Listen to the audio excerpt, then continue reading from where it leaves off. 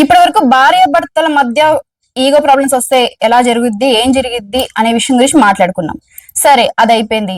ఇప్పుడు మన ముందే జరుగుతున్న కొన్ని విషయాల గురించి మాట్లాడుకుందాం. అదేంటంటే రిలేటివ్స్, ఫ్రెండ్స్.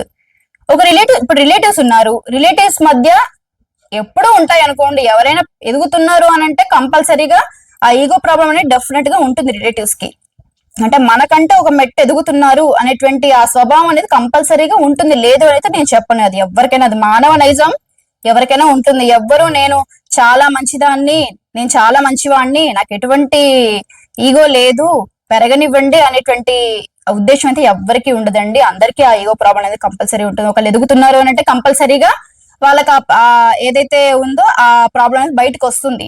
అయితే ఇప్పుడు రిలేటివ్స్ ఉన్నారు, వాళ్ళ మధ్య ఒక చిన్న ఇష్యూ జరిగింది, ఈగో ప్రాబ్లమ్స్ వల్ల మాట్లాడుకోవట్లేదు.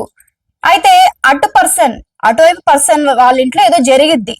అయితే పక్కింటి వాళ్ళు ఏం చెప్తారు, వాళ్ళ ఇంట్లో ఇదేదో జరిగిందంట అంటారు. అయితే ఇదేం జరిగిద్ది, ఇది ఇంకొకరి దగ్గరికి వెళ్ళి వాళ్ళు 1 అని చెప్తారు. ఇది ఇంకొకరి దగ్గరికి వెళ్ళేసరికి 1+1 అయింది.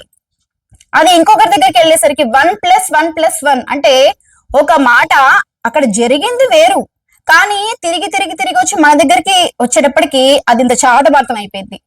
సో మనం ఏం చేస్తాము, అదే నిజమని నమ్మేస్తాం. కాబట్టి మనం ఏం చేయాలి అని అంటే, అది ఫ్రెండ్స్ విషయంలో కూడా అంతే. ఇద్దరు ఫ్రెండ్స్ కి పడలేదు అని అంటే ఈగో ప్రాబ్లమ్స్ వల్ల వాడే మాట్లాడతాడులే వచ్చి అని వీడు, వాడే మాట్లాడతాడే అని వాడు, అలా మాట్లాడుకోకుండా ఈగో ప్రాబ్లమ్స్ వల్ల ఇది ఇంకా పెద్దగా చేసుకుంటున్నారే గానీ కూర్చొని సార్ట్అవుట్ చేసుకోవడం అనే విషయం మాత్రం మర్చిపోతున్నారు. అయితే ఇలా జరగడం వల్ల ఏంటంటే వీళ్ళ మధ్య కూడా విభేదాలు వచ్చేసి ఏదైతే జరుగుతుందో అది కాకుండా జరగని విషయాన్ని జరిగింది అన్నట్టుగా క్రియేట్ చేసి చెప్తున్నారు.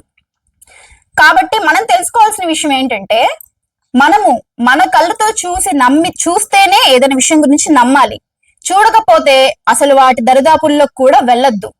సో నేను మీకు చెప్పేది ఏంటంటే, రూమర్స్ ని స్ప్రెడ్ చేయకూడదు ఎప్పుడు కూడా. అది ఫ్రెండ్స్ మధ్య కానీ, భార్యాభర్తల మధ్య కానీ, రిలేటివ్స్ మధ్య కానీ ఏదైనా జరిగింది అని అంటే వదిలేయండి. మీకెందుకు, వాళ్ళు వచ్చి ఆ బాధ మీకు చెప్పుకునేదాకా కూడా మీరు వెయిట్ చేయాలి. అంతేగాని పక్కింటోళ్ళు అది చెప్పారనో ఇది చెప్పారు, పక్కింటోళ్ళకి ఎదుంటోళ్ళకి ఎందుకండి వేరే వాళ్ళ విషయాల గురించి, అసలు వాళ్ళకి అవసరం లేదు. సరే వాళ్ళు చెప్పారే అనుకోండి, దాన్ని ఇదిగా తీసుకొని ఆ ప్రాబ్లమ్స్ వల్ల మీరు ఇంకా మీ గురించి ఇదన్నారండి, మీ గురించి అది చెప్తున్నారండి అని చెప్పంగానే ఈగో ప్రాబ్లం వల్ల ఇంకా ఇంకా రగిలిపోయిద్ది. ఇది ఇక్కడతో చల్లారిపోదు కానీ ఇంకా రగిలిపోయిద్ది. అలా చేయడం వల్ల ఏంటి, ఫ్యామిలీ డిస్టర్బ్ అయిపోయిద్ది. ఒక ఫ్యామిలీలో రిలేటివ్స్ అనే వాళ్ళంటే అక్కలు, చెల్లెళ్ళు, ఇలా వాళ్ళు చాలా మంది ఉన్నప్పుడు ఒక చిన్న ఇష్యూ వల్ల వేరే వాళ్ళు వచ్చి పుల్లవేయడం వల్ల, వేరే వాళ్ళు వచ్చి ఆద్యం పోయడం వల్ల, ఈగో ప్రాబ్లం వల్ల ఇది కొలాప్స్ అయిపోయి ఎవరైతే ఉన్నారో ఆ ఫ్యామిలీ వరకే మిగులుతున్నారు. కాబట్టి అటువంటి ప్రాబ్లమ్స్ దాకా తెచ్చుకోకుండా, వేరే వాళ్ళని ఇన్వాల్వ్ చేయకుండా, వీలైతే ఒక ప్రాబ్లం గురించి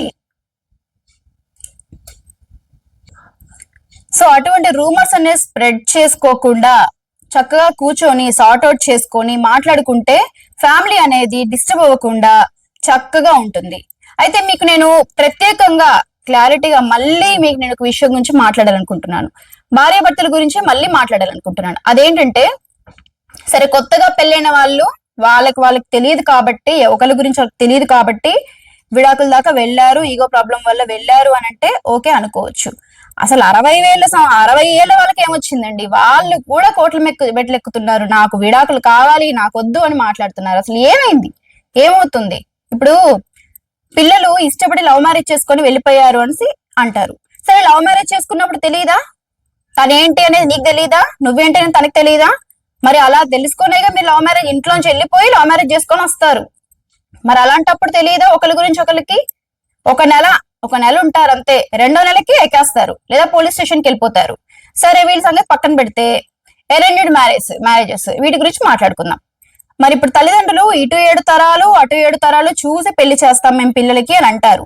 మరి అలా చేసిన పెళ్లిళ్ళు కూడా ఏమవుతున్నాయండి, మనమే ఇస్తున్నాం కదా. ఇప్పుడు పేరెంట్స్ అయ్యి ఉండి పేరెంట్సే చెప్తున్నారు, వదిలేసాయి, వీడు కాకపోతే ఇంకొకటి నుంచి పెళ్లి చేస్తాను, అన్యాయంగా బానే ఉన్నావు కదా నువ్వు, ఇంకొకటి నుంచి పెళ్లి చేస్తాను అనే మాటలు మాట్లాడుతారు.